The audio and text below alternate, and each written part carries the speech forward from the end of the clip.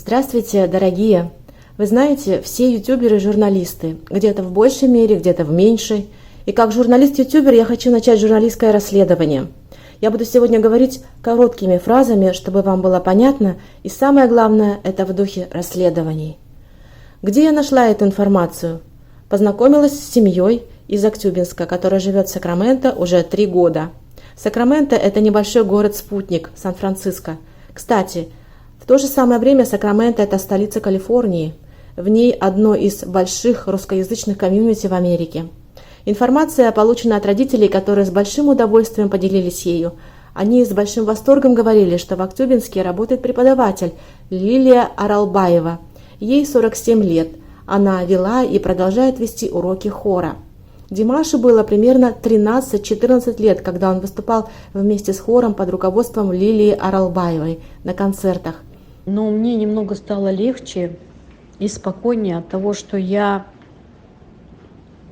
рассказала.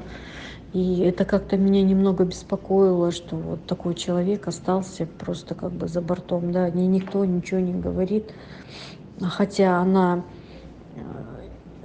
столько работы провела. Я вот точно, конечно, не знаю, сколько лет занимался Димаш у нее, потому что вот эта вот детская группа САС, она, кстати, вот руководителем ее была мама Димаша. И поэтому я так думаю, что Лилия Владиславовна, может быть, она несколько лет с ним работала, я так думаю. Ну, на самом деле, я не знаю точно, потому что, когда-то тогда нас это все уже не интересовало, и я буквально ее год отвела, и все. Просто то, что вот буквально, мы говорим о своем ощущении, о том, что вот как мы знаем ее, какой она вот преподаватель была, и какой вот она оставила, понимаете, в моем сердце след, понимаете, у дочки. Это значит, преподаватель просто мог работать и с детьми, и с родителями. Вот это многогранность ее, понимаете. И столько было преподавателей у дочери моей. Она училась же 7 лет. И столько преподавателей у нас было. А именно вот ее мы запомнили, как ее зовут, вы понимаете? И не забыли. Остальные преподаватели тоже были хорошие. Не было вот той души, вот понимаете, чтобы запомнился. Даже у дочки я спросила, говорю: дочь, а ты помнишь своих вот преподавателей, кто они у тебя были? Нет, она говорит: я тоже никого не помню, мама, только Лилию Владиславовну. И вот вы представляете, за 1 год, а эти преподаватели же по несколько лет же у нее преподавали. Вот и все. Мне кажется, это многое что говорит. И то, что я вам рассказала про Лилию Владиславовну, мне это просто немножко легче стало, что ли. Пусть люди узнают, а там уже это и как примут, не примут. Но самое главное, вот мы сказали свое, то, что вот мы помним, что мы вот... Это, в общем, короче говоря, я не знаю. Я же говорю, я много не могу красиво говорить. Это все, в общем, от души. Мы тоже заинтересовались этой информацией и начинаем наше расследование. Вот некоторые детали, правда по крупицам. Вот хор.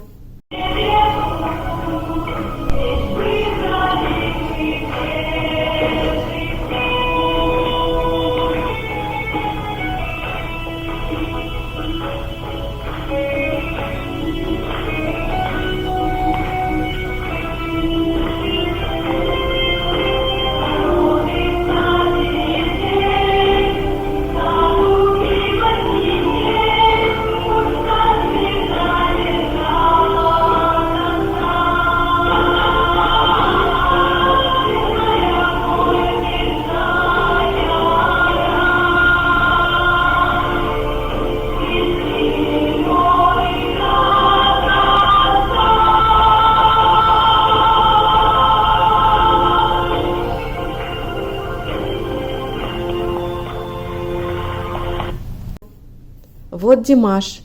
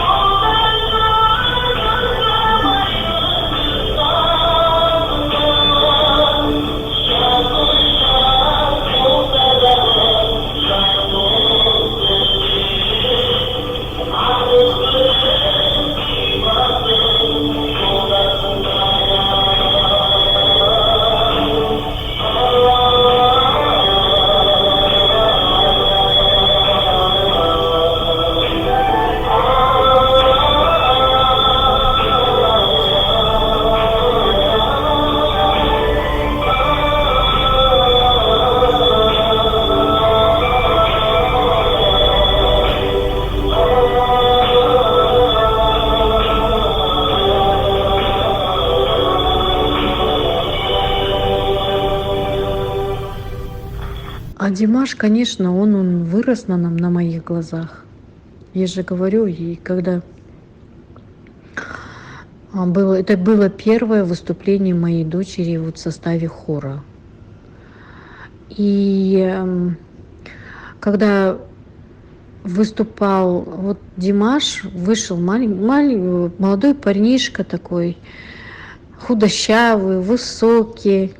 А когда начал петь, это было, мне его очень понравилось. И он так прям, видно было, что он это любит петь, и что ему это нравится. И он очень красиво пел.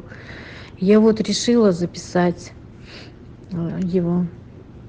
Мне понравилось. И он, вы знаете, он вырос на моих глазах. Мы же все-таки жили в одном городе. Он очень часто выступал на всех мероприятиях города, которые устраивались, когда уже немножко подрос, уже побольше. Во многих мероприятиях, которые организации устраивали, он тоже там выступал. А вот что говорит одна из учениц, от родителей которых мы и узнали о Лилии Аралбаевой. Хоть я и проучилась у Лилии Владиславовны всего год, я отлично помню ее. То, каким она являлась прекрасным преподавателем, который был готов трудиться, не жалея ни сил, ни времени, ради своих учеников. Мы были маленькими детьми, которые каждый раз боялись выходить на сцену. Мы переживали о том, получится ли у нас спеть так, чтобы все смогли гордиться нами. Но этот преподаватель всегда мог зажечь в нас маленький огонек, который давал нам возможность светить на сцене без страха и сожалений. Порой я жалею о том, что в силу своей юности решила покинуть хор. Я совсем не понимала, зачем нам так часто нужно было посещать репетиции, которые длились по 2-3 часа. Но именно сейчас я поняла всю суть этих действий. Наши репетиции нужны были лишь для того, чтобы каждый из нас стал более дисциплинированнее. Репетиции никогда не были легкими, ведь мы выкладывались на все 100%, но больше всего я удивляюсь силе Лилии Владиславовны, так как она могла руководить хором, состоящим из одних детей. И за все эти 2-3 часа она могла проработать песни с каждым из нас, а нас было немало. Я по сей день восхищаюсь этим человеком и помню каждый миг с того момента, когда меня привели к ней на первый урок, а это было аж в далеком 2008-2009 году.